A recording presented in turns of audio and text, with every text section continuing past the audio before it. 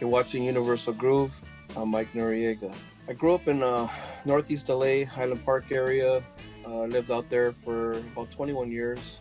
When I was really young, my aunt, she used to come over and she used to vacuum and vacuum fucking loud. Like the vacuums back then, it wasn't like nowadays. Nowadays, you hear a vacuum like, ugh. Nah, bro. Back in the 70s, like that's when I grew up in the 70s. The vacuum cleaners are like, and she fucking, I was a baby, and I would be like, what the fuck? Like she would make me cry when she would turn it on. So she used to get her music, and she was like, she was into like everything, man. A lot of people think like, oh well, was that your first introductions in soul music? And it really wasn't, man. Like to be honest with you, she listened to everything. She listened to like Rick James and like stuff that was on the radio, but she would also listen to Doors and different kinds of music. And her name was Juliana, and she used to turn the music really fucking loud because she was, I don't know if she was a vacuum freak, but she'd always be vacuuming. Like she liked the lineas and the carpet, and all the rooms had to be cleaned up. And then while she was already so deaf from having it so loud probably all her life, that she's just always blasting the music and cleaning the pad. And I think that's kind of what got me into like really interested in loud fucking music, like really loud. The louder the better. Even my wife to this day is like, why do you like the music so fucking loud? It's like, it's not that I like it loud, it's just that that's the way I hear it best. And she's like, well, you're gonna blow out your ears. I'm like, man, I'm almost fucking 50 years old. My ears are fine, I don't hear it. She's like, no, you're deaf, whatever. But to tell you the truth, man, I feel it a certain way. And then being around bands and being around music and all that, I feel a certain way. So when I was really young, she used to play all this music and she would leave. And my mom was big into music. Like my mom's a singer too. She was a real high soprano, and she always sang around me like all the time, always singing, constantly singing. Like we'd be at the store, be like, Mom, don't sing right now, man. There's like all kinds of people around, and you're embarrassing me. Like don't sing. And she was the one though that got me into the soul music, and she would play like I'm 50-50. My mom's Irish and my dad's Mexicano. So she's, believe it or not, she's the white person. My dad's the dark person, but they had different music tastes. She worked downtown LA at Greyhound. I don't know if you ever heard of Greyhound, the bus line, She was in the office there, and all the girls were all like, pretty much, they're black. They're sisters. And all the music they listened to was like Al Green, Teddy Pendergrass, like Bobby Womack, Stylistics. I remember being a little kid and listening to those records and her pounding them in my head, and she had 8 tracks. And I have a bunch of pictures when I was a little kid with 45s, holding 45s in my hands, and her like letting me put them on the turntable and being like, okay, well this is what I like. And I didn't know how to characterize it. I wasn't, stereotyping. I was just a little kid. I was only 3, 4, 5, 6 years old, hearing these songs. And my mom would invite all her friends over, and she's white, and she'd all our sisters coming over. Those were her best friends. Like that was her crowd. Those were the girls she worked with. Those were her homies. So, and then it was funny because people would come over and be like, hey man, like, yeah, back then I'm sure there was some prejudiced people. There's prejudiced people. It's just the way it is. Like, yeah, but my mom wasn't. My mom was not prejudiced. She's never been prejudiced, and I think that's why I'm not prejudiced. And for me and her, we were cool because that was us. It was that music, the soul music. I think that's what got me into soul music and R&B music, is because of her having all her homies at work at Greyhound. She worked there a long time, and her bringing her friends over, or her having those records. So I think that was the luck that I had, or the gift that I have for being the songwriter and singer that I am now, is because of those songs and that music that got me into it.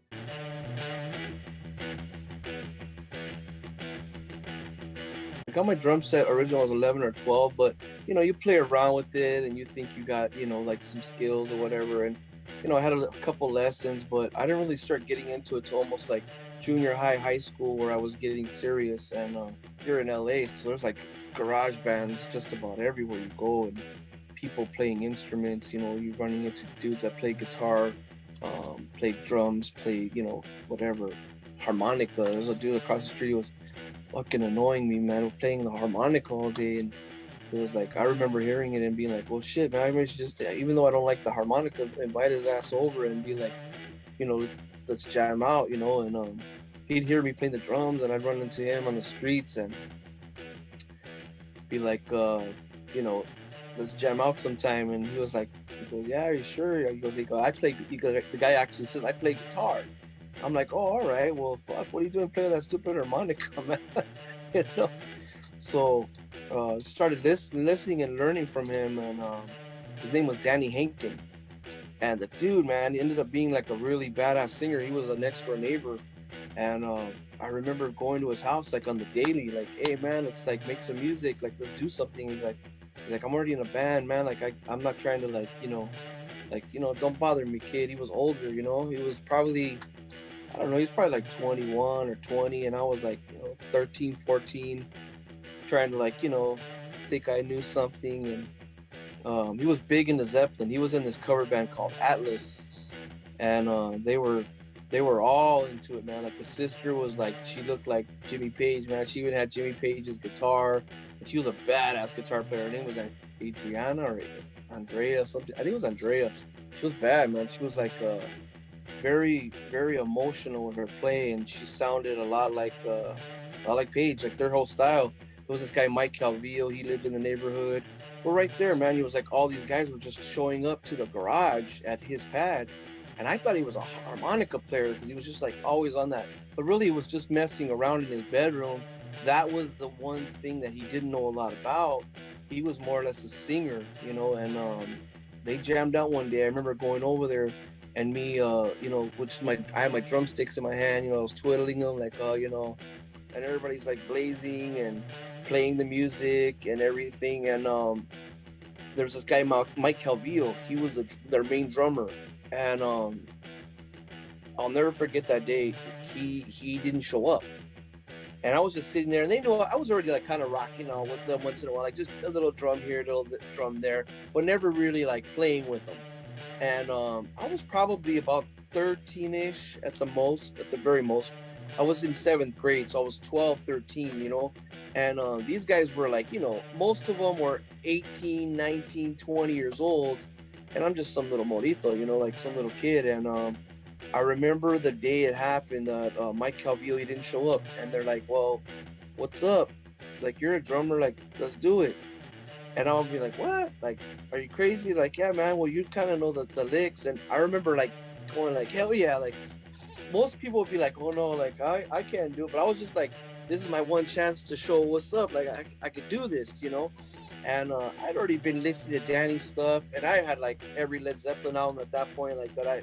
I was idolizing those dudes, and I remember them playing, and starting. Just remember hearing that, like starting out with a whole lot of love, and remember just like hitting the drums like, and then just starting the song and just like just rocking that beat good. And they're just like, yeah, just keep rocking the beat, we don't care if you get the fills, and I was trying to get some of them, and they were just like, yeah. So it was just almost like I kind of took over, like not for Mike, but for like, there was a lot of days where I would just show up. They're like, hey, is Mike here? Like, nah, he's not coming, let's just do it. And I already knew the licks, I already knew the jams, like there'd be spots I couldn't do as good as Mike, but they would be like, it's all good, like just do it the way you do it. You don't have to do those like, super double kick stuff and massive root, because he was bad. Like Calvillo was a bad drummer. He passed away not that long ago, God rest his soul. He was such a cool dude. But I remember playing with them, and then Danny coming over to the house after, and like I don't know what he was on, but like I said, he might have been on some pills or whatever he was on, and he'd be on a good one, and the gig would be over, and or the practice, and I remember just trying to do the best I could, and him walking in my bedroom and looking around and going, what's this? And I'd have like,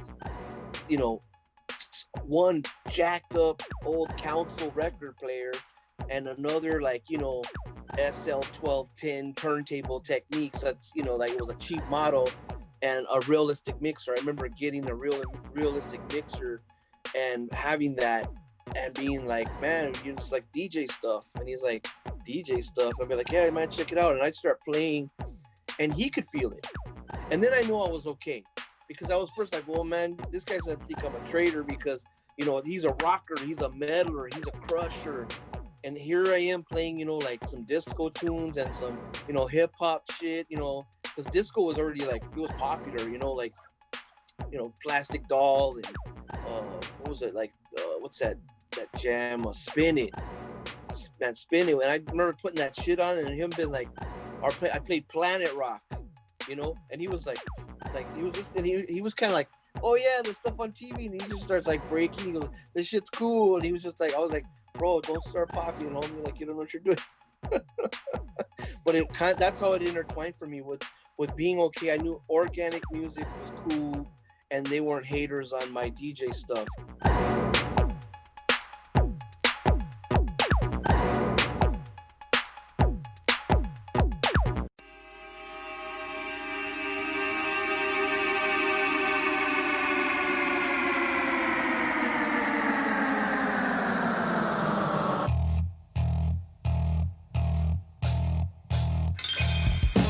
Before I started anything, I remember wanting Van Halen 1.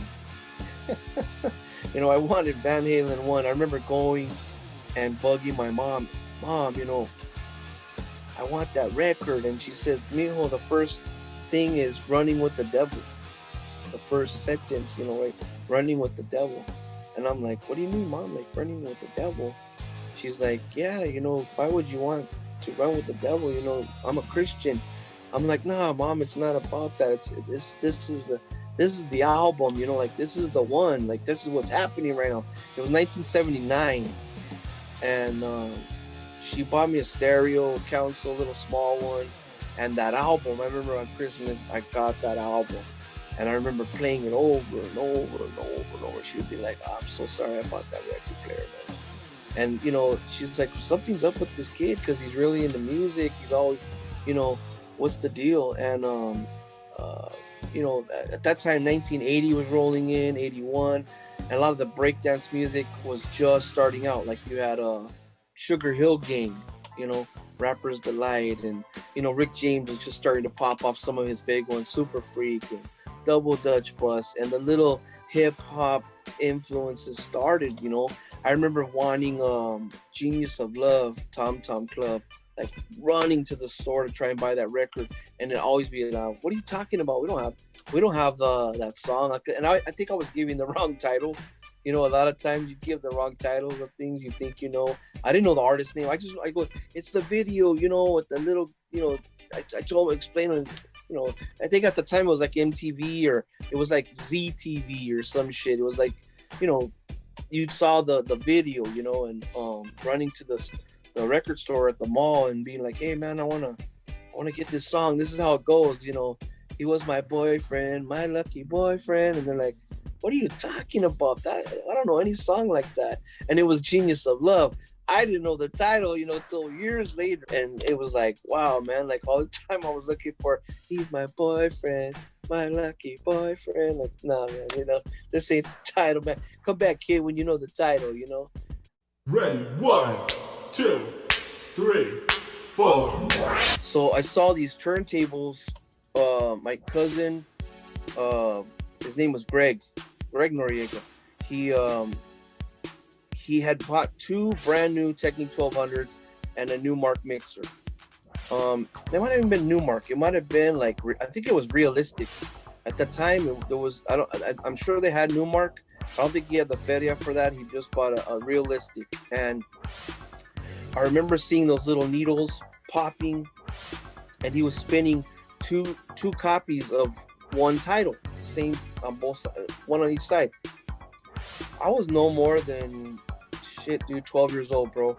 And I remember seeing that and feeling the music and being like, wow, man, like this is different. This is more, this is unique. This is like, I feel something else is attacking me, you know, and I don't know what it is. And it's just, I go to sleep at night thinking about it.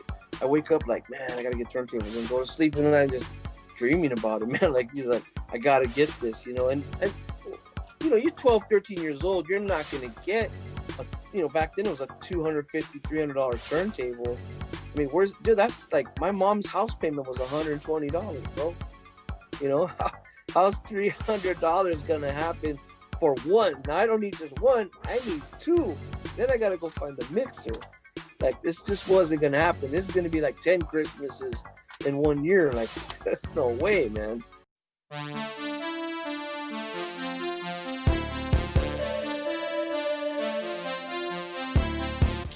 You know, I had Danny up there in my crib. He was looking at the turntables. I remember playing the music for him.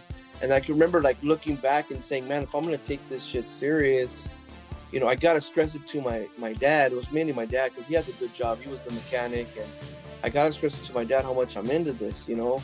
And it pretty much led me to where I knew if I got some serious equipment, that maybe I could maybe do a party or you know, take my stuff somewhere and people would take me serious. And I gotta think, I'm 13, 14 years old.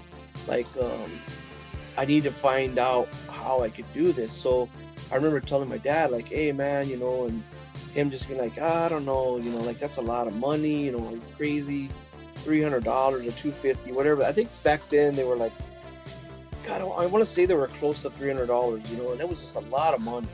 And I remember one Christmas morning, man, and just coming out there and just like seeing the turntable box. It was just the box, the gray, I'm sorry, it's like a paper bag brown box. And looking at it going like, it says Techniques. And I was just, dude, my heart started beating, and I was like, what the fuck? And just rushing up to it and looking at it like, oh man, like, are they just tripping me? Am I gonna open this box? It's gonna be like some fucking bananas and shit inside, or some oranges, you know, like, you know, parents, you know, like, but I knew, you know, it was sealed, man, and it was just like opening that up. It was like, and the smell, you know, that new plastic, you know, resonated in your nose. Like, wow, it was a brand new turntable. Like, this is it. This is how I start out, and it just led to that. It led to where I made up my mind I was gonna save every quarter, nickel, dime, or whatever it took to buy the other turntable. And I think I ended up going to Radio Shack and getting that same little realistic turntable. I don't know if it was gift money or how I got it, but I remember working to get those things and figuring it out. And I remember my parents being like, you know, now you have all this expensive stuff, like, how are you gonna keep it good? And I remember hitting my dad up and say, hey man, they have these J&L cases, and they're really fucking expensive, dude. They were like another $150 or something like that back then. They made them in Burbank, and I remember, you know, him and me making some kind of deal, or I'd save up money. Like, it took literally, dude, like at least 2 solid years. So I really didn't get my first DJ gig or able to take those things somewhere until God, man, I want to say I was like 14 and a half or something, like almost 15 years old, to where I could actually, like, you know what, man, all right. And I remember my mom, one of the girls that did her nails, was like, oh yeah, she's like, my son's a DJ. Like, and she's like, oh yeah, we're having a wedding, can your son DJ? And I remember, dude, like, her coming to the pad, like, hey, I got you a gig DJing a wedding. And I'm like, what? Like, thinking in my mind, how am I gonna DJ a wedding, bro? Like, all this music that I have is like, you know, like electro, you know, back then we didn't call it electro, it was like funk, disco, and new wave, you know. That's all that was being played, you know, the K-Rock stuff, the K-Day music, whatever was on Kiss FM, you know. So I'm like, how am I gonna do this wedding, you know? And I started game planning it, man, and I went to a few record stores. I bought the anniversary song, I bought the wedding march song on little 45s. And I remember her driving me up there. I think it was like a station wagon or someone's car we borrowed, and going up there to the lady's house. She lived in Glendale. She was a Filipino lady. And I already clicked really good with Filipino people at the time. I had like 3 best friends that were Filipino. And I lived next door to some Filipino. They were really cool people. And then we get over there, and they're like, oh, Michael, I heard so much about you, you know. And I'm like, oh, all right, cool. We set up the stuff, and I had borrowed speakers from a homie and an amp. I didn't have that stuff yet, and him being like, "Hey man, $100, I better get it tomorrow." And it was a lot of money like to come up with, and I didn't know what I was gonna make on the gig. I figured I was making at least 100, so I could just pay the dude, and I just wanted the gig, And the lady wrote me a check for $900, bro. The end of the night, the gig went smooth. Everyone danced. They loved the music. I got pictures, brother. I got pictures of me holding my little brother in my hand. This was a groundbreaker for me because I was getting paid $900 for something that I loved, I'm like, I didn't even want the money. I felt like just giving her a check back. My mom's like, no, get that check. She was a millionaire. Like, she was really rich. And she was just like kicking me like if it was most weddings now, what would it cost you for a DJ? Probably 15, 1,000, 2,000, whatever it would be, She was just paying me like a few $100 plus, extra money to say like, I'm rich, I can just write this check and there you go, kid, keep it up. So it was almost like incentive for me to know this is what you belong doing. Go do it and get yours, like this is the sign like from above saying, go get yours.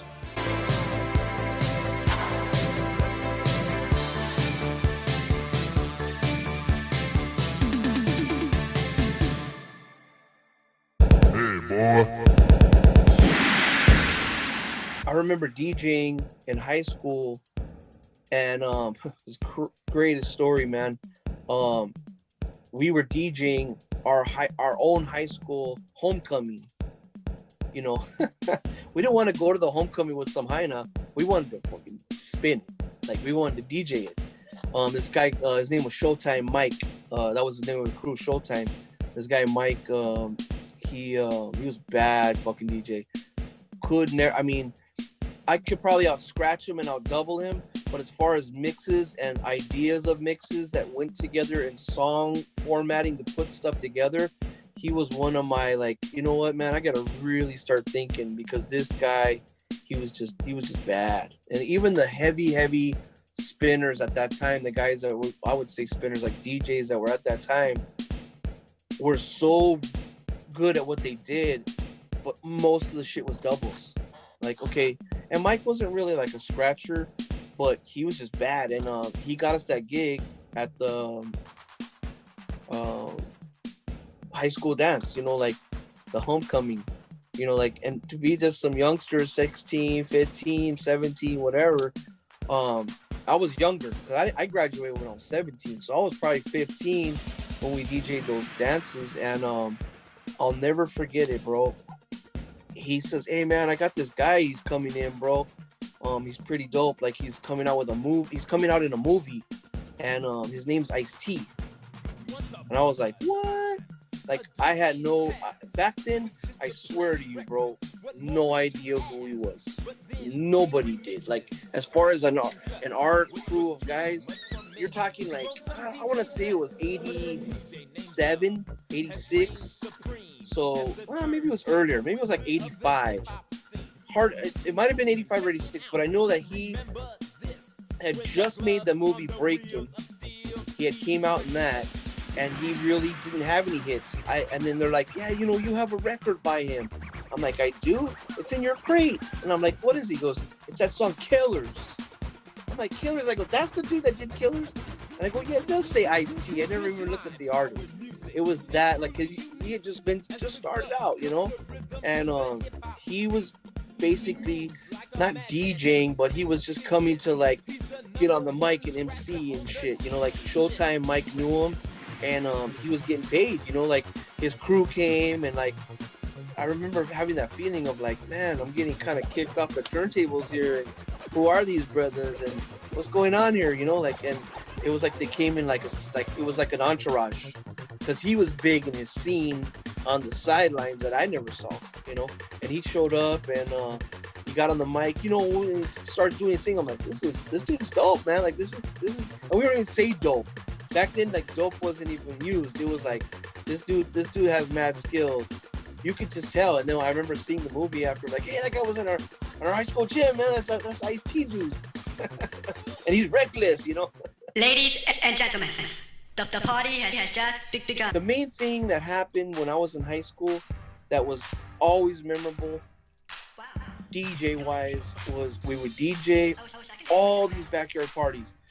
A million flyers. I mean, bro, I don't even know if you know anything about this, but in those days, there was a million flyers for every fucking body's backyard party. If you're having a backyard party, it was like, it looked like a concert flyer, bro. It was just like 2 pages, and it was like every promoter. Everyone was a promoter. Everyone was it was, you talk about hipsters now. Oh, back then, man, it was hipster city, man. You had a promotional company crew for everybody's DJ. DJ Optica had the Optiqueets, or you had like the Crazy Cousins, which actually are my cousins. The Crazy Cousins, like they were on a lot of the flyers. My cousin Gloria and Connie, they were in that crew, and I remember going to those backyard parties and having all these different DJ show ups. Like you got like 27 DJs to spend in like a 4-hour period. Like what's gonna happen here? Like your sets are like 2 minutes or 1 song, 2 songs, get off. It was that bad, man, but it was popping, and the backyard parties, we called them house parties, and then obviously that movie came out, I don't know when it came out, like in the 90s or whatever, or late 80s, with Kid and Play. But the nice thing of knowing that house party, well, we started having all these house parties, and what started happening was the cops were coming and breaking those house parties up. Like literally, you were not, a house party just get cracking, 20, 30 minutes, bam, cops are here, get out. Who's the DJ? Oh, the DJ, all right. They would literally get your stuff, bro, no lie, and they would take it. They'd come one time. If the party started up again, which it always did, if they left, like, they're gone. They'll come back in a couple hours. You start playing, they would come back like in a couple hours. The party would be cracking. They'd come, and they would come with what I call the hearse. It was like a van, and they would come and get all your shit, speakers, amps, wires, turntables, everything was gone. They would take it all. And then your mommy and your daddy would have to go down to the police station and pick your shit up. It was that funny. Yeah, it was bad, bro. So I remember that. And then there was no backyard parties. So I turned, 17, 18, all that kind of like started to die. And I remember going to clubs. Ooh. Clubs, I would DJ. At that point, I was turning, almost 17, 18. The whole disco and club scene was kind of almost dying out. People were getting into Metallica. They were all about, Boys to Men, hip hop, crossover stuff like Keith Sweat was big. They're talking like 88, 89, kind of all that was coming into play. And all the dancing kind of was starting to die out. I used to spend at Florentine's in Hollywood, Mr. J's. I was getting snuck into a lot of these places too, because some of these joints were 18 and over, and I was like 17, or I would be spinning there and they're like, hey, you're a DJ? Like, yeah, they wouldn't even ask you for ID. You just go in the back, you're on the flyer, you're spinning, and I was getting really good at not only mixing and DJing, but I was getting a little name in the circuit. Was DJing weekly in these backyard parties, and I was battling dudes. Dudes would come through and it was like Richard Vision. I don't know if you heard of his name. Became Richard Humpty Vision. He would come through with his set, and he would play. He'll be listening to this interview. He'd play Gano, I'm Ready. That was like his opening start song, and then he kept that same set. And he would hear my set and be like, man, he goes that funk shit, that's you. Be like, yeah, man.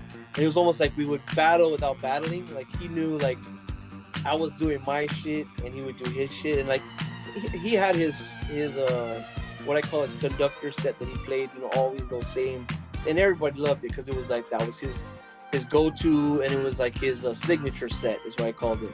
But I would always come on the box, man. I would be like, I wouldn't even make a set. I would just come with a box of records and just throw down whatever I wanted. And I was learning a lot because I was listening to Tony, and I was hanging out with this guy named Nightline. Actually, that's how I played a couple times at K-Day, was because Nightline would sneak me in there, and I got to meet Tony a couple times, real briefly, because he was always, he was Tony, and I gotta watch those guys throw down over there, and it was just like unbelievable. Nightline, I used to do a set with him in Glendale on the weekly. Like we would be going down this place called it was like Players Club, but it was like what was the name of it? It's called the Network. It was in Glendale. It was underground. So you go in the club and you go under the ground and you go, then everybody would be sitting on the sides just waiting for him and me to show up, and he would get on the turntables, and man, it was just the most incredible feeling I had. I played at all those other clubs, but that club was kind of like it was like maybe 150 to 200 capacity, and it was kind of like that was our club, you know. That was our spot. We were the only two DJs. Ray pretty much ran it. Like that was his spot. Nobody else came in, no guest DJs. He never had no guests. It was just me and him. He would be like, hey, bring your crate. I'll bring a little baby crate. And he would let me play like a good hour and a half. And I remember the feeling of that spot, man, because it'd be like just comfortable packed. The lighting there was good. The bar was all the way in the back. So if you weren't 21, you couldn't drink. You know, they wristbanded everybody. And I'm sure everybody had alcohol if you wanted it. You know, it wasn't like nowadays it's different. You know, 21 and over. Back then, you know, it wasn't an issue, man. You know, alcohol and that whole thing. It wasn't like everybody's getting ID'd. It was like, yeah, you're getting ID'd that you're 18 and then you get in. But there was probably so many people that were 16. You know, it was fun. I'll never forget that moment of being in that. I feel like I'm part of something bigger than myself.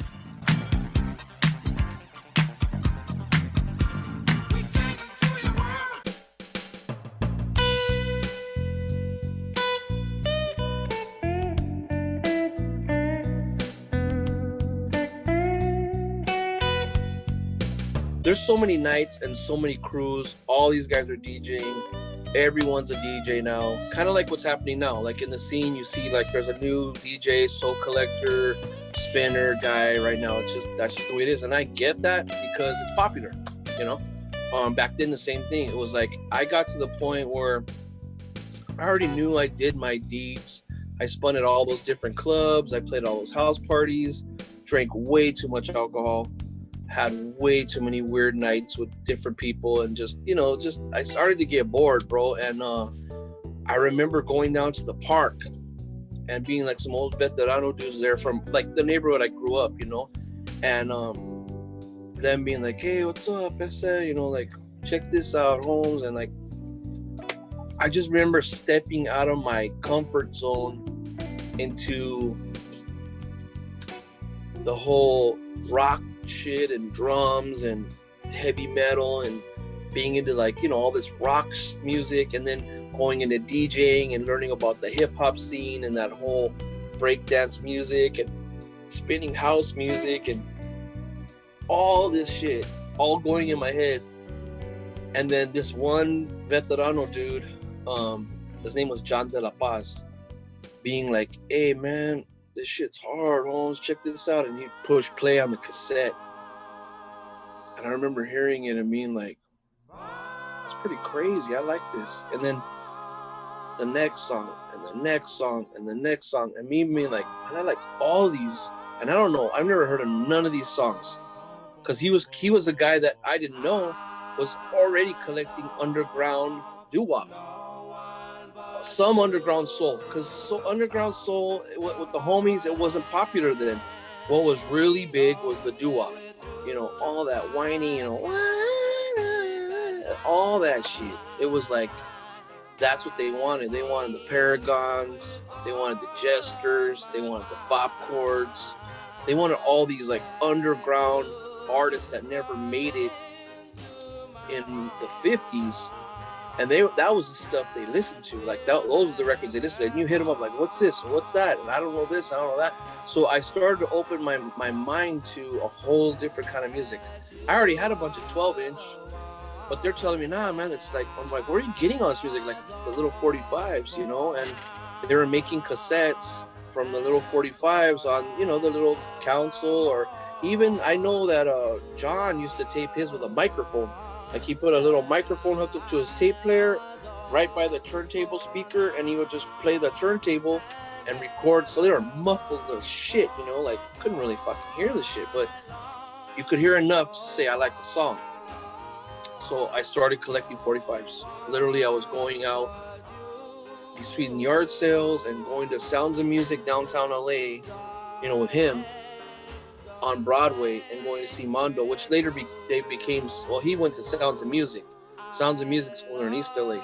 But the old veterano collector dudes, like the older dudes, older than me, used to go over there.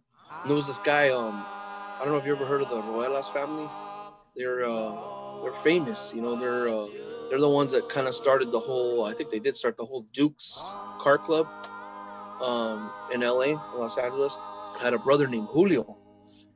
Bad cars, like cars that were done right.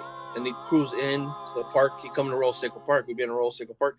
And he'd drive in, and you'd hear, like, some jam he'd be bumping while he's riding his car down. Like, you'd hear it, and it'd be coming like, oh, here comes Julio. How do you know? I can hear it. Like, how? How are you hearing it? Like, I can hear it. And he'd pull in, he'd hear his glass backs. And you'd see that car pull in. And I don't know if he had like a boom box or something in the back. It wasn't like, or he'd have a car stereo, a nice car stereo. It was at the time when CDs weren't around yet, but he had a CD player because he was, he was up there. He had money. He was a badass collector. And I remember hearing, he would probably at that time when he first came around was playing tapes. I don't think there was anybody playing CDs yet, but he'd roll through and you'd hear, like, I remember hearing Schoolgirl in Love by the Charmers. I didn't know the title though. I didn't know it was a Schoolgirl in Love. All I could hear him was saying, Schoolgirl in Love. I can't even use the girl's voice. Schoolgirl in Love. And then he'd pull up and I'd be like, oh, that's bad. And you walk up, hey, what was that Schoolgirl one you were playing? He's like, oh, that's the condoms on prophylactics. I'd be like, what? The condoms? I'm like, what the fuck out of here? Or he would say, like, that's the Cheerios on cornflakes. He would make up shit, And we were stupid, we'd go to the record store and be like, hey, you got the Cheerios on cornflakes? And he'd be like, oh, you're talking to Julio. I would talk to Mondo, like, hey, man, I was at the park. We had a bomba, and he was bumping some jams, man. And it was like, what does he look like? I was like, a little dude, brocha, and a little gray hair. And, he's like, oh, yeah. He was like, he's telling you the condoms and the prophylactic. Or he'd be like, one of the times he was like, it was like some cereal thing. I can't remember. It was like the Lucky Charms. That's why the first one I believed it. I think the first one he told me it was like the Lucky Charms on like General Mills. So, and I didn't put it together. I was thinking the Lucky Charms. That's a pretty bad name for a group, right? But General Mills, I mean, you're a kid. You're not like looking at cereal boxes thinking about what companies owned them. But we go there. I want the Lucky Charms on General Mills. Schoolgirl, like, don't you have that one? And they're like, you're like, oh man. And then it finally got to where we went there a couple of times and he would say, like, we're talking to Julio, man. Like, that dude, he's the one that's telling you these stories, but here's what it is. And then him drop the record. You're like, that's it. And he knew, he was in the record business. He was in the record game. And you go into his office and he'd come out and he'd have a key and he'd come out with this little box. And the box had like originals. This is 10, this is 5, this is 15. It'd be like, we don't have that kind of money, like. So we buy off the wall. The back wall was loaded with like $3 reissues or $2 reissues or dollar records. And he would sell us the stuff, and that's how we started. Like, everybody's like, people are mad about these guys playing bootleg records. Who cares? That's how you start. Like, when I first started, all we would play was bootleg records. I couldn't afford the originals, And I remember just getting out of high school and having like, a nice box of records and being like, wow, I wish one day I could find, like a real, Revlon's on Pet or a real, Schoolgirl or something like that. And dreaming about being able to own those records and moving forward into collecting and being like having some of these tunes that some of these guys would show up randomly at the park, with their own music. Like John, he had a really good collection. He used to go to Flash Records in the 70s, and he had records that probably I'll never ever see in my life. He passed away from what I was told. I don't know what happened to those records, but it's just it's where it led me.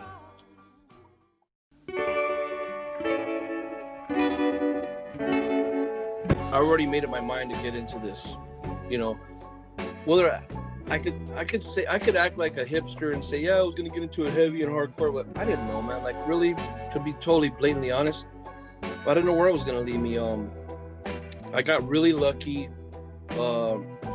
My dad's ex-girlfriend that he went to Nightingale with, my parents got divorced, and this is around the time when I was 11 or 12. But when my parents got divorced, he started dating this girl named Diane, and she had a cousin.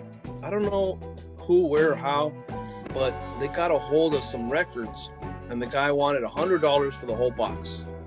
And I was like, I don't even know. Let me go over there and check it out. So I went over there, dude. I was just playing record after record, and there were just a lot of good ones, and there was a lot of oddball shit. That right there, me buying that box, secretly ruined me. It ruined me, man. I mean, it literally got me to where I am right now, that box.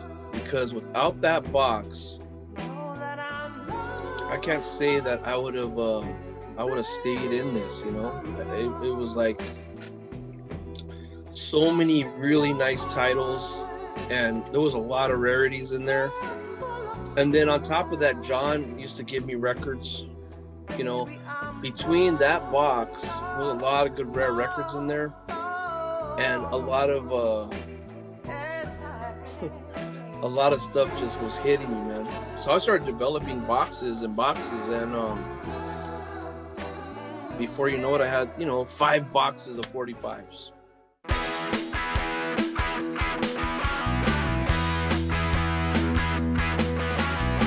So I got this motorcycle. I was having some trouble with the law, and I got this motorcycle, and what was happening was I wasn't paying any tickets. I'd get like a speeding ticket, not paid. I would get like stop sign or park, whatever it was. Just all this shit started adding up, and I didn't have a motorcycle license, so I'm driving around with a car license for a couple years, and I didn't have a motorcycle license. So I started to get to the point where I wasn't going to court. And I finally got arrested. They pulled me over and they took me to jail. And I didn't handle my business, so it got worse. So I was busy between collecting records, still DJing a little bit, kind of like playing in a couple bands here and there, like garage bands, and then smoking on a Yeska and drinking and just partying a lot and just letting my life kind of like run in a tornado. And I started running from the cops. So every time the cop was behind me, I was going for it. And I'll tell you, 50, 60 times got away. But there was a couple times that I didn't. By the third time of getting, cuffed and stuffed, I had to do time. So I did time, and when I got out, I decided right there, man, I was just gonna stick to whatever my favorite thing was, and that was just like, let the DJing thing go, let the band stuff go, and I was just gonna start collecting hard. Let's take a trip down William Boulevard! I used to hang on this bar, and I used to make tapes, and they're all doo-wop tapes, and I used to pass them out to gente at the bar, like older heads, veterano dudes, or one guy, a veterano dude, got the tape, and he showed it to this other guy, and he was like, hey man, he goes, you should talk to this dude, his name's King. And I'm like, King? Yeah, they go, King Charles. Like, oh really? So he goes, yeah, he's gonna play guitar here like on Friday, you should come. He has your tape, and he's been listening to it, and he's been talking about you. I was like, all right. And I guess he was part of the Midnighters, he was a later add-on, but he was a guitar player for them. He came right up to me, he was like, hey man, he goes, you gotta meet Stoinky. I was like, what? He goes, yeah man, he goes, you don't know the Stoink? And I was like, nah. He goes, well, you're into this fucking really underground doo-wop, man. He goes, you gotta really, you gotta meet Stoinky. And I was like, Stoinky? Oh, I never heard that name. He goes, dude, he goes, trust me, he does an East LA show on TV. where you watch guys playing oldies, and then when they show car shows and visuals, and the guy used to work at Cubo magazine, and I was like, oh, all right, so have him call me. And he was like, nah, you don't call nobody. He goes, you gotta call him. I'm like, well, all right, well, what's in it for me, man? He goes, oh man, he's got a lot of music, he's into this shit too, like all the stuff you like, he likes the same kind of shit. I gave him a call and no answer. Finally, some lady answered. She's like, Stoicky, no, he's not home. That was his mother. He lived at home, And so I tried a few more times. I just gave up, man. And one day I got a call and was like, hey, are you Noriega? I was like, yeah. He goes, hey, man, that tape's bad, homie. I was like, oh, all right, cool. And I was expecting to be like this gang member dude, when I met him. And he was like, watch out. He's always like talking like trucha, cuidado, like, hey, what's up, what's that? Like, he would always be like homies, like his voice, just like we would talk about, like, but he wasn't. He was a disco bunny, and he wasn't from no neighborhood, but his family was, And I showed up at his house. He lived on Garrity, up there in Garrity Loma, and showed up to his house, man, and started playing tapes that I had, and before you know it, I'm bringing records over there, and then he invites me over to his TV show.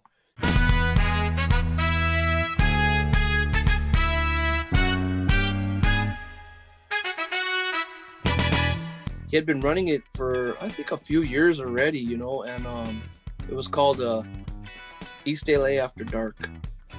It was on Buenavision. I remember getting to the studio and being like, wow, man, my heart was beating all heavy because I could see like big TVs and monitors and dudes walking around with like microphones, and they're actually doing some kind of interview right there on the spot. And the guy's like, shh, don't talk. And they're like on the side, because Buenavision had their own like day thing that, it was paid, but our shit was like volunteer. They did it late at night. I think we started like 9 o'clock at night, and it was about 7 or 8 o'clock, and we went to the back. You go, oh, come to the back, and there was like this little office kind of like studio spot, and I remember sitting down and being like, wow, man, like this is like oldies, on MTV, So I was like, wow, man. So it was kind of cool, and you get to meet all these different like radio people and TV people and people that are just in the network, and then walks by, right? This guy walks by me, I'm like, hey, I know you.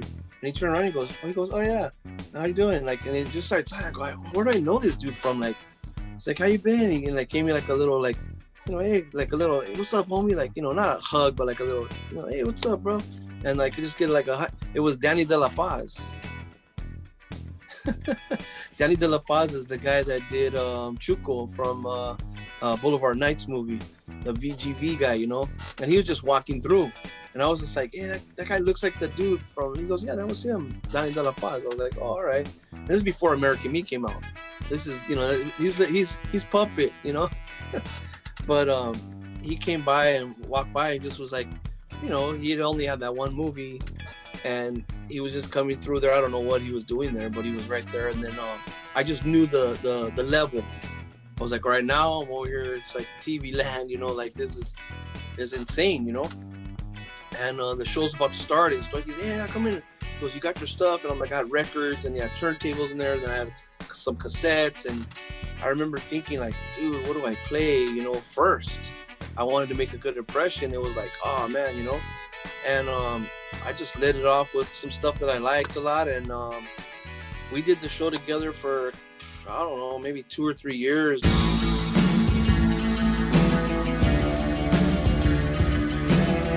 I remember seeing a picture on his wall at his house of a girl and being like, dude, who's that girl? And he's like, oh, that's my prima. Like, forget about it. She's too young for your buddy.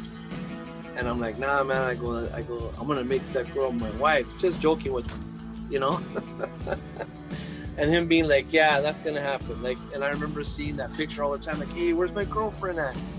And there was a party that we were going to DJ, me and him, and we took the record players over there. We're just going to play oldies, And it was for this dude, Greg Rios, and it was his primo, and we went over there, and there she was at the party. I was like, hey, there's that girl. And he was like, yeah, man, cancel all that shit, you know. And at the time, she was 16.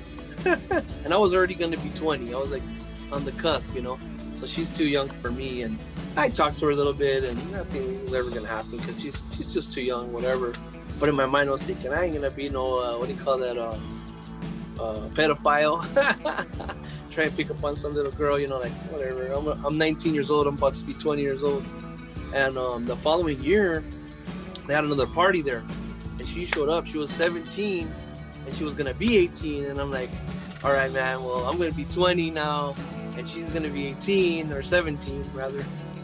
Oh, she's gonna be 18. She was 17, and I was like, you know what? 17, gonna be 18. Let me just say hello, you know. And we hit it off, man. We've been together 27 years, bro. 27 years together. So, yeah, man. Me getting into oldies and all this music and everything by me meeting Stoinky, and it's just kind of like how the tables kind of fell over, and people are like, man, he goes, you kind of found your wife in this. I'm like, yeah, man. I mean, it wasn't for that oldie show and me seeing her picture on the wall, you know, it's one thing to say that, you know, it was meant to be, but then there's another thing, it was just like, it was fate, man. You know, it was fate. Oldies brought me to her.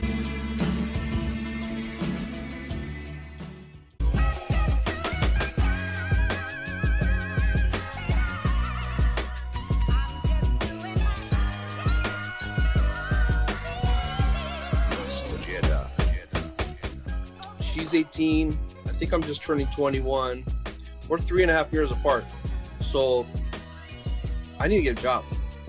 Like, DJing and fucking records is not doing it. Like, I'm selling a couple titles here and there. But we're married. I need to get a job. So I start working at Toys R Us. You know, Mike the DJ, the record guy, is working at Toys R Us. Like, all my life, I've always hustled some kind of vinyl. Like, even in high school, I was selling records. I was mailing records and buying records through the mail in high school and just making little money here and there. Like, you know, some 500 this, 200 that.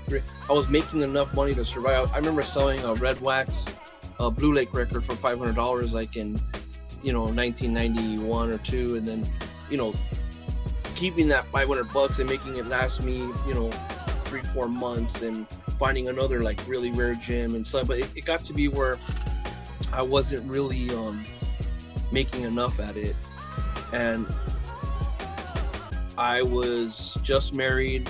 I had my first kid, and I needed a job, so I needed to get some money. So I started working at Toys R Us. Wasn't really for me. My dad offered me some work working as a mechanic.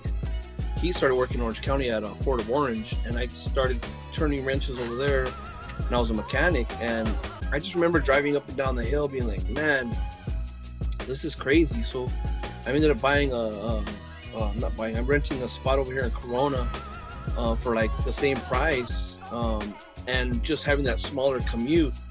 And by me having that smaller commute gave me more time in the night to try and, you know, hustle records or involve myself more in records. I was hitting all the record shows, hitting flea markets, calling people about records. I was on the phone every night. Like, I wasn't even worried about my day job. My day job was just the money coming in to survive.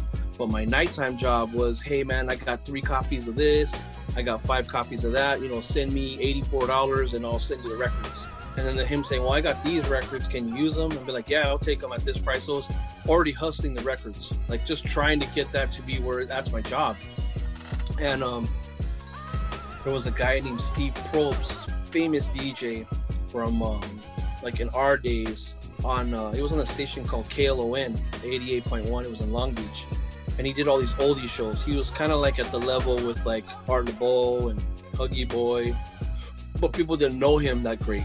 He was more of the underground version, and the collectors all knew him. Like, all the hardcore lowrider guys that listened to his show knew him because he played a lot of real fancy doo-wop and underground shit, and he was just bad, you know. And I remember him calling me on the phone and being like, hey man, David Hall's hiring for a consultant for grading records. And And I'm like, what? Like records, like grading? Like, you mean like grading, like looking at them and grading, like really grading? And I was already, into records for so long. I mean, grading was easy for me, And he's like, yeah, he'll interview you, man. You can go down there, and he's starting an auction house just for vinyl. I remember going in his office and being nervous. This company's a big company. They own PCGS, which is a coin grading company owned by David, and he also owned PSA, which is the ones that encapsulate the baseball cards. I remember driving over there and being nervous as shit, man, and going in the office and him sitting down like, so you're a record guy, huh? And just be like, all right. And I'll be like, yeah. He's like, so what's your favorite record?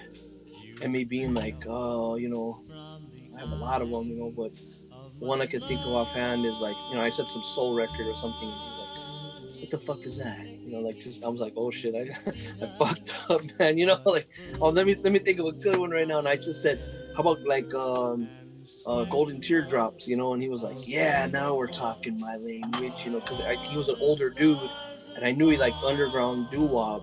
So that was kind of like not too underground, but it was the Flamingos, like Mona Lisa, Golden Teardrops. And he was like, yeah, he goes, what else you like? I'm like, I like some jazz and soul and funk. And I really didn't even like jazz. I was just trying to like be at his level, He's like, fuck jazz. He just said that. I was like, all right, well, I like I like Thelonious Monk, and he's like, oh yeah, Thelonious Monk. All right, I could see that. And then I started talking about some R&B stuff, and that's where we clicked, because I had enough knowledge in R&B stuff to where I floated in really good with him, especially R&B groups. He really liked a lot of the Bird groups. We started talking a lot about the Cadillacs. We started talking about, he goes, what's some of your favorite groups? And I was like, I love the Cadillacs. One of my favorite groups is like the Five Chances. And he was like, oh, Five Chances? I'm like, yeah, they're on Federal. I told him Federal, Blue Lake, they're on Chance. And they're also, their main record was on Federal. And so it was Federal, States, Blue Lake, and Chance, those 4 labels. And he was like, oh, he goes, so you have knowledge of these labels? And I'm like, yeah. And he started to go, so what's your favorite doo-wop? And then what's your favorite girl group? He starts really quizzing me. And I'm like, well, I thought I was here for a grading job. I didn't know I was going to be like, portfolioed for like, but what he was doing was he was game planning somebody to actually run that company. So he had a partner. He was a coin guy. His name was Gordon. Very knowledgeable about records too. But he didn't quite know as much as I knew about a lot of the rare records. He knew more about LPs. He was an LP guy. And most of the rare records in those days was always the 45s. Like the doo-wop guys were paying, even in those days, $1,000 for this, $1,500 for that. So the real money, he knew the end game was to find some of those bigger pieces. So he hands me 5 or 6 records. He's like, here, put grade. The way he's like, put grades on all these. And we call him Baby Elvis. Like, just the way, he he just was fucked up and funny at the same time. Here's a piece of paper. Write down the grades that you grade these records. And I did it, And he's like, all right, well, we'll be in touch. And I was like, well, are you gonna even look? And he's just like, well, I go, then I just said it. I go, are you gonna look at the grades, or like, how am I gonna know? He goes, we'll be in touch. And I just left like, fuck this. This is some bullshit, right? And like 3-4 hours later, man, he called me up. He goes, yeah, you're pretty good. Why don't you come back tomorrow and you can grade a couple 100 records? So I started grading there and grading. Before you know it, I had graded just about every record was in the place. And he wanted to test my abilities as a buyer, because they're opening this big auction house. They were going to run a monthly or every 2 months. I think it was every 2 month portfolio, kind of like pamphlet or little flyer thing, where they would have like a couple 100 records. And they were like, heavy records. And I remember him saying to me, hey,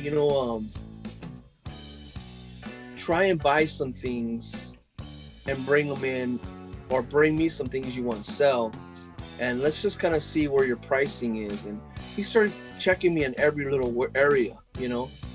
Before you know it, man, I was buying just about everything for the company. And he would literally come in, I shit you not, bro. The dude would come in with a big ass brick of nothing but $100 bills, and he'd be like, put it on the desk and be like, if you go to Texas, so we go to Austin Record Show, it's a big record show over there. If you go to Texas, don't come back with any money or you're fired. And I'm like, what? Like, yeah, come back broke. And I remember thinking to myself, like, how am I gonna go to Texas and spend $100,000 on records? I mean, it sounds easy, but what am I gonna do? Go over there and just buy a bunch of shit for $100,000 and come back and show the guy, like, this is what I bought. Why'd you pay this much for that? You know, like, I don't know what the dude's gonna do, you know? So I think the first time I went, I only spent like $30,000, and he was just kind of like, all right, well, you broke your cherry, you know, like. And this show was every 6 months, so it was clockwork. I worked there. The place is called Good Rockin' Tonight. I worked there for about 6 years, and in those 6 years, I was pretty much buying all the shit, or a lot of it. And Gordon would buy, you know, stuff as well, but I was buying a lot of stuff. You know, I was traveling all over the United States, buying all kinds of different records. Now, you're not just talking about doo-wop records. I was buying, like, you know, Jefferson Airplane albums that were like, you know, with the deleted track or whatever, and, you know, some special, you know, like a First State Butcher cover. I bought a First State Butcher cover. It was sealed from Scranton, Pennsylvania for like, I don't know what the guy wanted, some crazy ass price, you know. And I was on the phone with David about it, and he's like, yeah, just get it, you know. I remember being on the phone with this guy named Eric Ricks, and him having an original copy of For Your Precious Love. You know the song For Your Precious Love? Jerry Butler's famous song. And me going in his office and saying, hey man, I just bought a For Your Precious Love, Jerry Butler. And he was like, oh, that's cool, man. Like, all right, I'll get out of my office. And I remember the record coming in, and him looking at him like, this thing's beat to shit. How much did you pay for this thing? I was like, $600. $600. Oh man, he was like, whatever. Like, he thought I blew it, you know. And we put an auction in for like $3,600 or $3,800, you know. And he was like, you're the, you know, I remember his face, man. It was like, you're the king.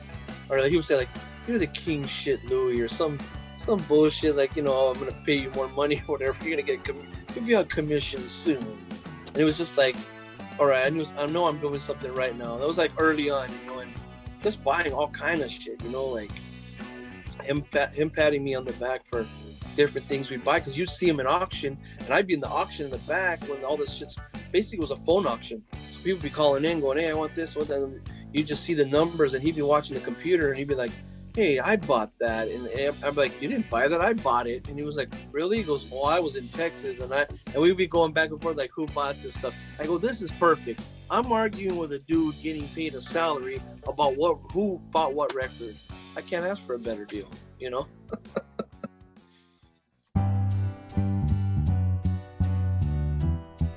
I'm going to these shows every 6 months. Now I have the dealers in my pocket or I'm in their pocket, because now they're coming, hey Mike, can you see me? Like, they're like, hey Mike. I'm like, whoa, I'll be there. But they know I got the cash. So now they're like committed to follow me around the show. Like, are you coming to my booth soon? Like, hey man, I got a lot of new shit. Like, they're counting on me to live. They're counting on me to survive. They're looking at us, hey Mike, you're showing up to the show with all the money. Like, don't forget me, man. Like, they would have that face. Like, and if I forgot somebody, I'd get a nasty phone call like, hey man, you never came to me at Texas. Like, well, Texas is huge. Like, there was like 200 dealers, you know, and if they knew I had money and I was buying stuff, I had a couple guys that, you know, I would spend a lot with. I won't even say their names just because they're trying to hide from the IRS, but they would you know, hit me up early. Like, the show would actually start on like Monday night, and the show wasn't until Friday and Saturday. Like, the show wasn't until Saturday, but the show would start like Monday night. You'd get there, you'd get from your airplane ride, you'd show up in a taxi, you'd get out the hotel, you'd smell that clean air of the hotel, and there'd be a dealer like just touching your hand, like, what? You'd be like, oh, hey man, come to my room. All right. So you go up to their room and they would give you early preview. So the real record show would go down in all the rooms before the show even started. So I'd go room to room to room from Monday to Friday. And then Friday morning, Doug would have the guy that ran the show, he'd have a little record show at his house. So all the dealers would set up all that early shit just so all the dealers could kind of trade, get what they wanted, and didn't feel like they got screwed at the record show. So all week you guys would be in the rooms together, and then the guys that would show up on Friday kind of late that were just going to sell at the show would set up at that morning show. You'd see all their stuff, and it just became a revolving door. So yeah, man, by me seeing all these guys, all these records, I mean, bro, it became like, if I had a hard drive up there, bro, it's like 70,000 terabytes. Like literally, that's how much stuff is in my head. And your mind can only hold so much. You know, I was taking in like a sponge, you know, like, what's the first of this? What's the right label color? What's the right number in the dead wax? What's the tan pattern? What's the, you know, like, it's, I would get guys that call me on the phone like, it gets this bad. This is the best way to explain it. I have this one guy calls for Elvis stuff all the time. And believe me, I am not an Elvis fan. I got nothing against him. But that, working for that company made me hate Elvis Presley, bro. This one guy would call and he would say, he goes, is Mike there? And he'd get on the phone with me and I'd be like, he's like, Mike, now let me ask you a question. I'm like, yeah. I already know it's gonna be fun. It's gonna be a horrible question. And I'd be like, yeah. And I'm just like, just say quick. And he'd be like, now, can you pull auction number 18735? And then pull auction 18734. Pull those two and then come to your desk. And I'm like, why do I have to go to my desk? Well, because I want you to sit down when you tell me this. And I'm like, this is a fucking freak. Like, this, record people are freaks, dog. I mean, real record people, they're out there. Their mind is gone. This dude would be like, Mike, now tell me, you're sitting down, right? Now read this carefully. Does it say Elvis Presley with the Jordanaires, or does it say Elvis Presley and Jordanaires? And I'm like, what are you fucking talking about, bro? But I can't say that. He's a customer, right? So I look at it, I say, all right, it says Elvis Presley with the Jordanaires. It doesn't say and the Jordanaires. I was like, what do you mean? I just said that. He said, no, you said it said Elvis Presley with the Jordanaires. You didn't say and the Jordanaires. I said, no, man. It's all right. Now read the other one. What does it say? Elvis Presley with the Jordanaires. The other one. Not and. So he was only looking for the copy that said and. But by me doing that for so many years, going around looking at all these different labels and all this different music time, pre-war blues, post-war blues, 78s, 45s, rockabilly, garage, teen music, R&B, blues, doo-wop, soul. I mean, it just started like, before you know it, now we're talking about all these subgenres of, you know, you have like boppers and rockers and, you know, it became to where I was like, you know what, man, I'm just not having fun, bro. This is just fucking ridiculous. And it started to get to the point with the company that it wasn't panning out to be what they said it was, but I wasn't going to leave because I was making great money. So I said, you know what? I'm making great money. I'm doing what I love. You know, something's got to give. And the astronauts, or whatever you call it, the astrologies, or whatever you believe, I think it's God. You know, God told me, I'm going to take care of you. And he pretty much ended the company. It was a blessing to be able to learn all that shit and be able to move forward and go into where I've kind of like led myself to now.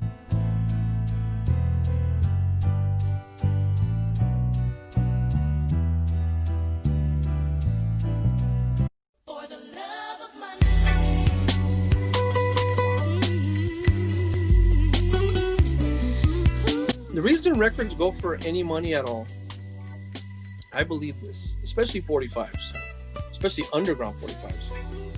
There was two collectors, and I was helping George with that Vinyl Life documentary, and a lot of it was based off of these two guys. The main guy was this guy, Dave Antrell. This is a guy, he was a doctor. He would go into your house, look through your whole collection, pull out 3 records that he needed for his collection, get his checkbook out, tear the check off. He would sign the bottom, and he would hand you the check, and he would say, you fill it out. So a dude like that ruined the game, because the dude would write like $2,000 or something, and this is like in the 70s. $2,000 in the 70s, bro, that's like crazy money, right? So this guy would write those checks out, and it would screw up the market, because he'd walk up to people like, oh, do you have that song, the La La La's on the doo-doo-doos or whatever? Oh yeah, I got it. Well, what's it worth? You know, all like puzzled. What's that record worth, John? And John would say, well, I don't know, maybe about $50. He said, well, how about 500? And John would say, okay. And he would just go home, get the record, bring it back, and he'd give him $500 because the money didn't matter to him. Dave was a doctor. The other guy is this guy named Peter Yaffe. He did the same thing. He was an attorney, or he still is an attorney. And he would do that. Offer crazy, astronomical, over-the-top prices for records. And then people would just start talking about it. And they would go in circles, just like Instagram or Facebook or at my store or through the network of all of us. What we're doing now, this interview, would get around to people. This interview is going to get out to people and be like, hey, check out Mike. He's telling everything. The truth is that this guy, Antrell, was the secret guy that made everything crazy money, because nobody would pay, $500, $1,000, $300, whatever he was offering. It was 3, 4, 5, 10 times the amount. And that secretly fucked up the game, because one guy, John, would say, well, Antrell gave me $400. Well, really? And then John would say, well, I'll sell mine for $200. And then they'd say, oh, I got one. Like, it was just like, because he needed it and he paid a big price. These other guys were like, well, shit, I'll sell mine now. And then you feel like, well, I've always wanted that record. Would you take 100? And like, okay. So it just got to be to where the market earned a value off of their bullshit. Like, their straight up bullshit made a market. Like, it literally made a market, because back then records, I'm telling you, dude, 70s, like, I wasn't buying records in the 70s, but from what I was told by the collectors, if you paid like $2 or $3 for a record, even $5 for a record, it was rare. You go to like Sylvani's, back then it wasn't even Sylvani's. You go to Times Square Records, it was Slim down in the 70s, down there in the subway.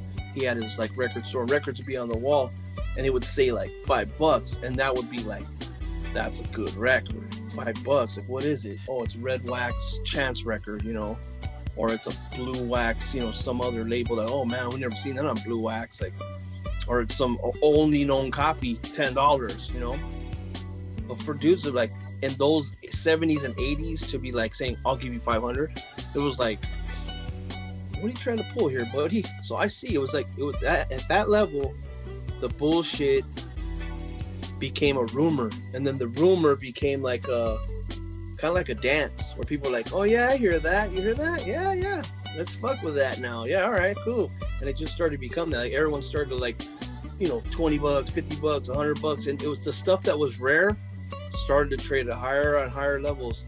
It got to be to where they started to do books. That's where books came from. As they in the 70s and 80s, as these guys started, right, like in the 80s, I think Kreider did, or the late 80s, he did that doo-wop book, and there was prices in there, 20, 40, 50, negotiable. He put negotiable. It was something rare, and it just became to where now there's starting to become a market. Now there's starting to become a value, and so what's happening now is Instagram runs the show, Facebook runs the show. These guys are spinning records at shows.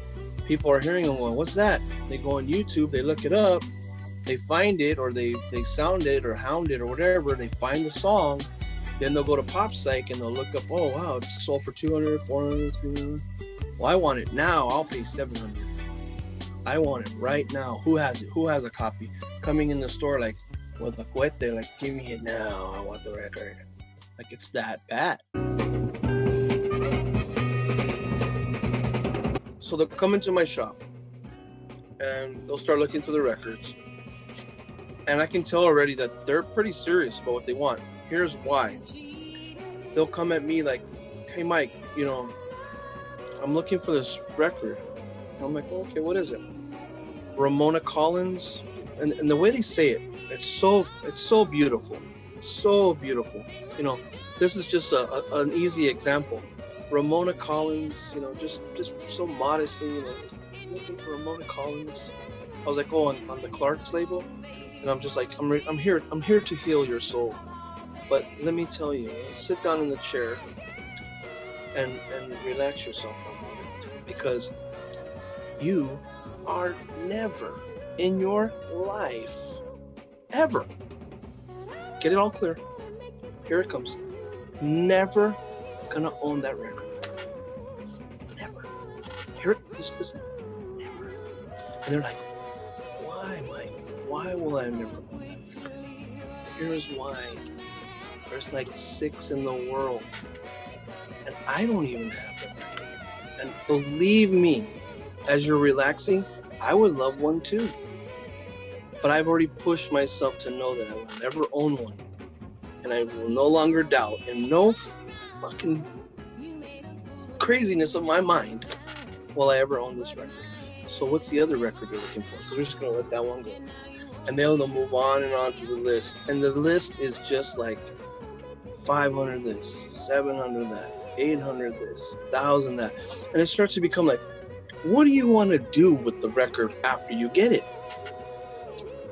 I understand you're collecting and you want to collect, but where does it come to the point with a collector where he says, you know what, enough is enough, man.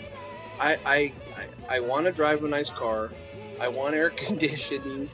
I want to be, you know, chilling on the weekends with my family, you know, having a brew. Most of them don't care. Most of them are like, here's my card. I want the record. I want the record. I don't have the record.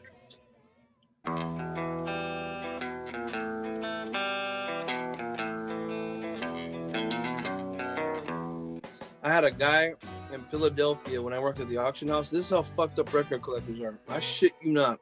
He used to call every week. Hey, Mike, I made my payment. It's in the mail. You know, he had like a New York accent. I'm trying to express his accent. Like, Mike, man, yeah. I got these records and I'm trying to get them all paid up, you know? And it's fucking killing me. Let me tell you, I live in my fucking car. I live in my fucking car. And now, let me tell you, bro, you live in your fucking car tells me a lot. You really, really love records. Why you say that?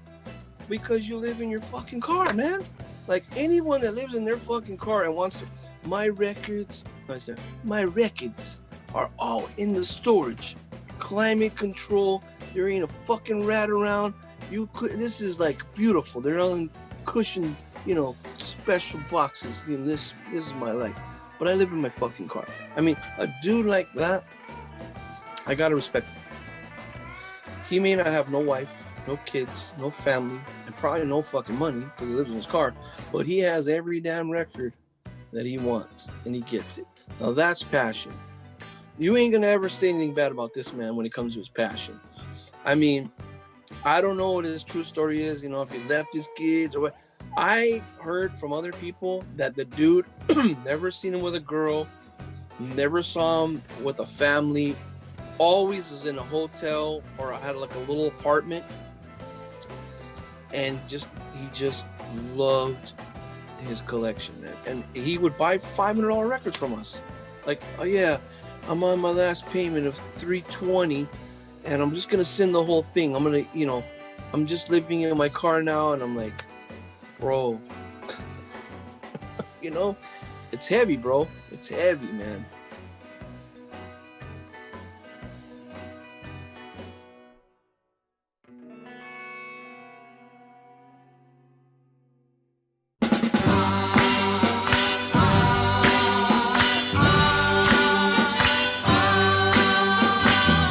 had this mentor. He was a songwriter, singer, producer. Not so much a singer as a producer, but he's more of an arranger. His name was Miles Grayson, and he ended up becoming like a really good friend. He just recently passed, God rest his soul. But I ended up meeting him like in the early millennium, 2002 or 3, and we had just moved into a new house, and I got him on the phone. I was doing a project with this guy, and he knew him, and gave me his phone number, and always wanted to meet him. Had a bunch of records that he put out, and I remember calling him and him getting on the phone, and he had a real high voice. Yeah, man, like, what's going on? And I'm like, hey, is this Miles Grayson? Oh yeah, who's this? And I'm like, don't worry, man, it's not the IRS. You know, you're cool. He just started laughing, and I go, man, I just want to tell you, man, the reason I'm looking for you is because I really love this record you did. It's by the Capitals. It's on Omen. It's I Can't Deny That I Love You. He's like, man, that's the worst record I ever made. And I was like, what? I go, Miles, that thing's worth like $2,000. He goes, man, that's the best record I ever made. It's just like, oh man. I was like, now you're talking. It's like, first it's the worst record you ever made, and I said it's $2,000, bro. He's like, yeah, that's the one. And we just hit it off. We started talking about all kind of records that he made, and he was unaware of a lot of them. He was like, you know what, man, at the end of the day, it was a paycheck for me. I just, went and engineered these sessions. I do remember a few of the titles, and then I played a song for him, and it all lit up. He's like, oh yeah, I remember that girl. She was crazy in that session. And, he'd been in so many sessions. I mean, he did Can Heat sessions. He did sessions with the Beach Boys. He was an A&R guy for Capitol Records. He was on the songwriters board for Capitol Records. So he was already like clicked into like all these heavy people.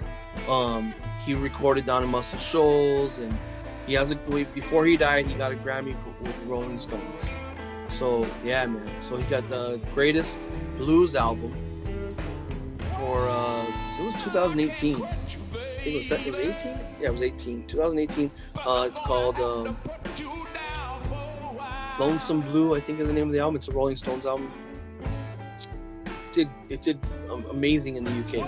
So he got a blues album of the year, and it was Rolling Stones. And for him to get that, he's just like, he could finally, I can finally die. I remember telling him, I can finally die, man. Like, I got my Grammy. And it's really, really like short deserved, because the dude had so many underground records that never made it. But we started kind of a label together. And then nothing really ever happened. Like we kind of met up for a couple things we were gonna record, and then he kept sending me music and sending me songs that he wrote, and I would show up at his house, and he played piano, and then he would sing, I would do some harmony, and just nothing really ever worked, And then finally he got together with this vocal track he had, and a nice accompaniment. It was Deborah Johnson. And I really fell in love with that track. I'm like, this track is dope. This is really cool, man. We got to put this record out. And he's like, yeah, well, I guess somebody in England had already put it out in England. So I said, well, let's put it out in the U.S. as like a modern soul record, although it's from the past. We'll put it on a new label and try and sell it. And I remember at that time, most soul records that were in the UK or that were over here, which was almost nothing over here. It was 2005. And I think we released the record in 2006. And I told my wife, I go, I'm going to put this thing at $30. And I told Miles, and Miles, like, you're crazy. Most of the records were like $7-8. 10 pounds was like a lot to pay for even one of those British release singles. And I said, no, I'm just going to put it, I believe in the record so much, I'm just going to put it at $30. And if somebody wants it, they can buy it. If they don't, fine. And I remember putting it with a sound file on eBay, and it just, bam, sold, like right away, quick. Hours it was up. I put another one up, gone. A couple hours later. So I said, well, let me kick back. So I waited a couple of days, and I dropped another one. I got an email. Some guy, Mark Speakman. He's like, hey, mate, this record's great. Where did it come from? I'm like, it's my label. It was an unreleased track. I believe it comes out on Kent Records. And Kent Records is probably one of the biggest UK labels. But Kent's the big one out there in the UK. And they released a copy of it, which it sells for money. Like, it's up there. It's probably over $100. And, but when I had put it out, I don't know what the quality was of their copy as far as like price wise. I think it was probably fetching somewhere in that range, but people didn't look at that. They looked at it, hey, this is a US release. This is a US copy.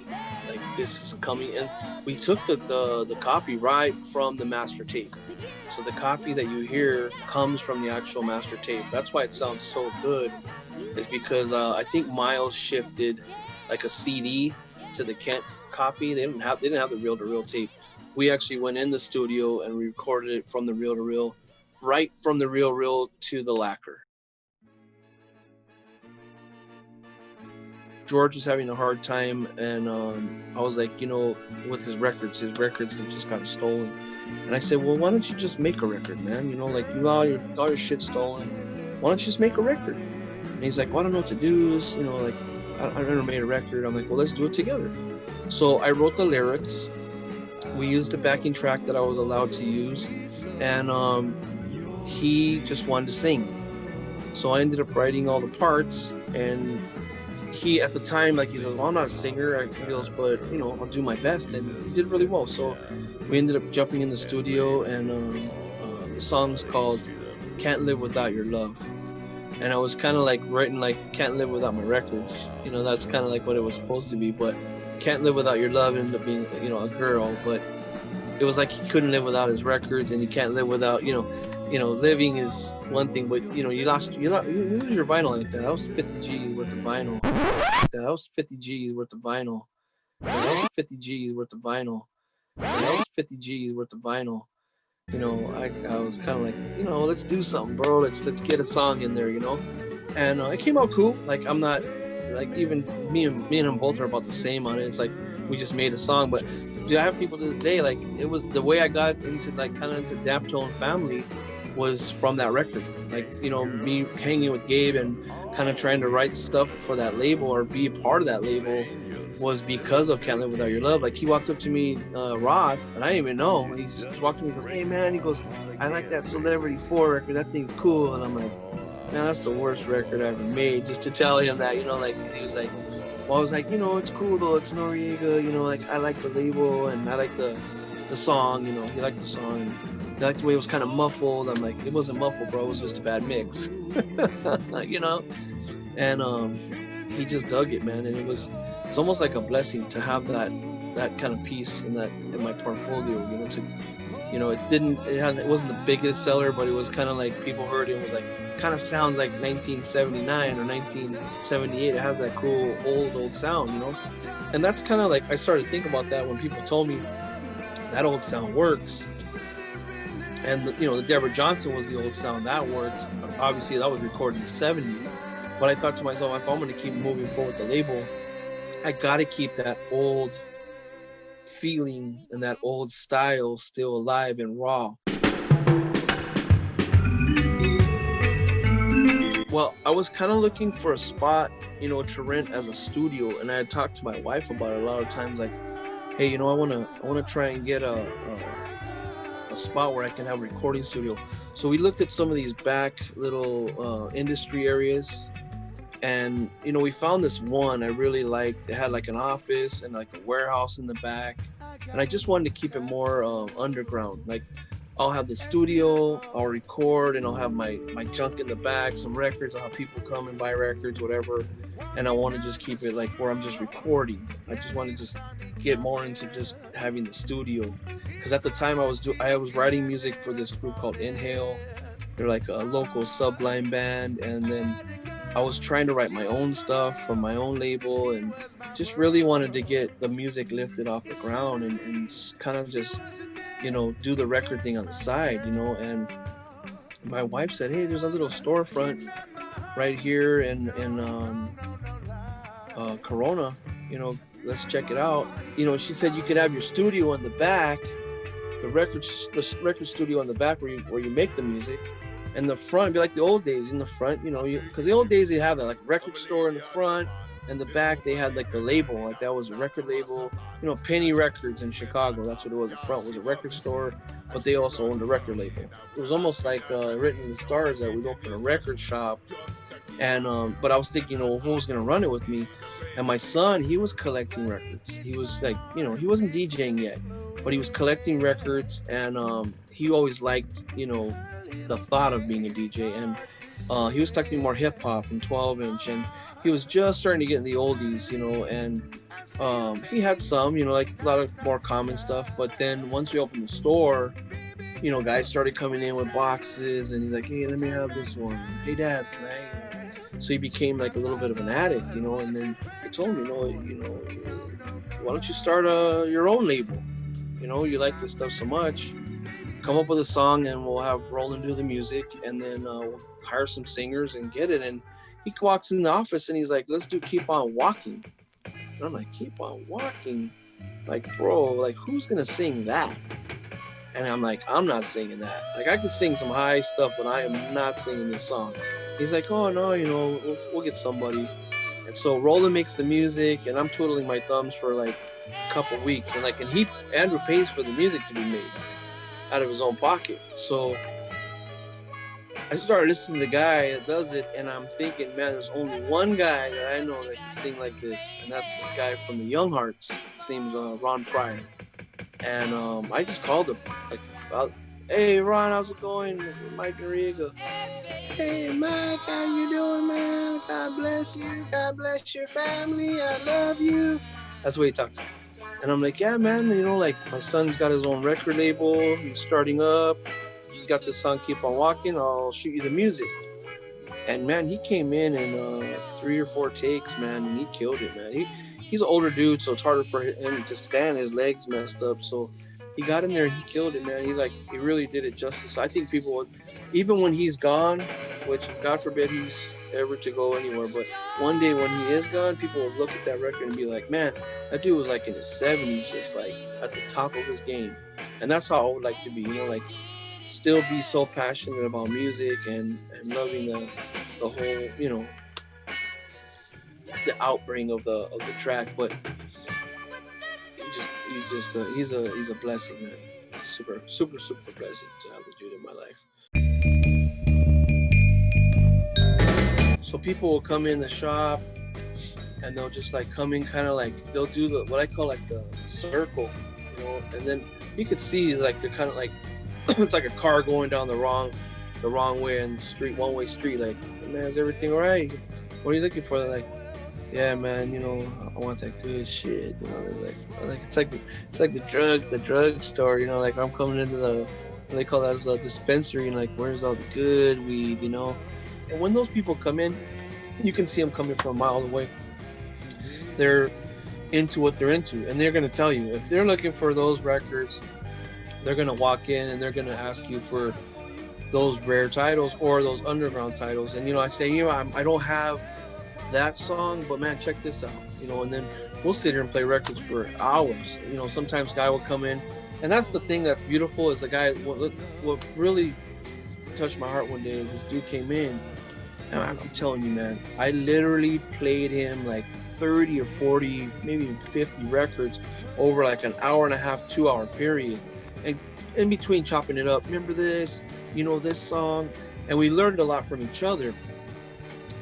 And at the end, he's like, hey man, he goes, I'm super tapped out right now. I got like $20. I know you spent a lot of time with me.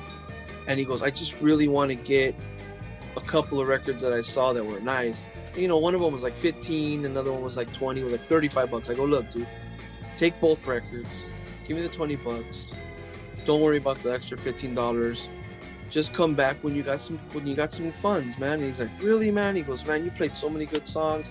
He goes, I'll tell you what. He goes, look, and he made a little stack. It was like $200 worth of stuff. He goes, I promise you, man, I'll be back tomorrow. I get paid, and I'm gonna take these. And sure, man, he just no problem. Whether you come or you don't, it's not a big deal, bro. Like, don't hold yourself on it. And he's like, nah, man, I'll be here. And then, he came through. He was like, you spending the time with me and you know, showing me these titles, you didn't have to do that. You could have just went back to your office and said, hey, just take a look around and walked away. But you went out of your way and helped me, and then, I really felt comfortable. I felt homely, like I'm in my record show, but I felt like, yeah, man, I feel like I'm with one of the homies, and they're just, and you know what? I go, dude, you taught me some titles I didn't know. Like you had mentioned some stuff, and he showed me on his phone, like, listen to this song, like, I didn't know that's good. And that's the beauty of this whole thing, and I think the reason for this interview is about the music and what we love about the music. We're so passionate about it.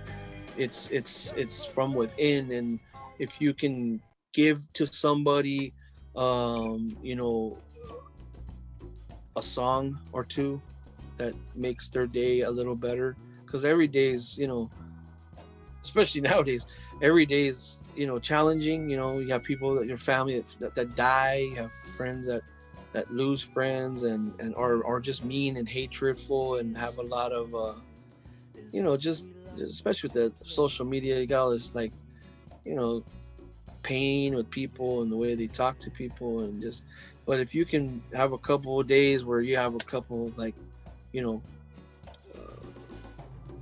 beautiful, intense new memories of music, you know you can't replace that. Like, I always thought the greatest collectible is records, because records give back. You can look at a baseball card, like, okay, it's blue and red, and it's still blue and red, and yeah, the guy's a good baseball player, and then you sit on the counter and you don't get nothing out of that, or rare coin, it's shiny. But a record, you can play it, and it'll put you in a place that you can't can't explain. You can't put it in words. Like right now, I can't put it in words. You just hear the song, and it just takes you to a spot or a time in your life that was meaningful, that captivated your mind and your soul and your heart. And that's the only reason I do it, man, is because I wanted, it makes me happy for the main thing, but is after I give you that song and you take it home and you play it, you can always have that memory of, hey, man, I remember the day I got it, it was at Noriega Records, and homeboy hooked that song through my brain. Now it's there forever. And that's a good feeling when you can give something like that to somebody, they take it home and they'll remember it forever. Because that one day that guy's going to be an old man telling a story to his grandkid, like, he might not mention me, but he can at least say that the song makes him feel good. All right, so we're right here at the lovely palace, our palace, Noriega Records. We're in Corona, California. Come and check us out. Lots to look at. We have a lot of selection of different genres. We try and keep it mixed for everybody. We don't have a billion records here like Shively, but we have a good arrangement of different titles, and try and give everybody a good experience when you come through. As most people have complimented us on Google, we have a 5-star rating on Google and Yelp. Just proud of what we do, and we try and keep everybody in a happy mode when you come to the store. But definitely check us out. Also check out NoriegaRecords.com.